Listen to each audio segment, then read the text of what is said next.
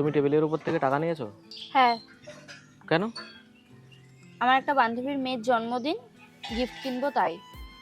খেতে দাও, কাজে যাবো। আমি তো রান্না করিনি। এই গরমে কি রান্না করা যায়? তুমি বরং বাইরে থেকে খেয়ে নিও।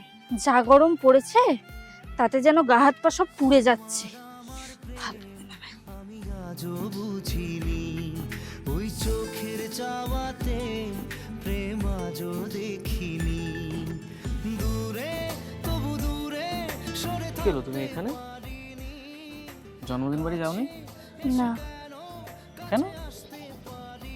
আমি আজকে বুঝেছি তুমি কত কষ্ট করে রোজগার করো।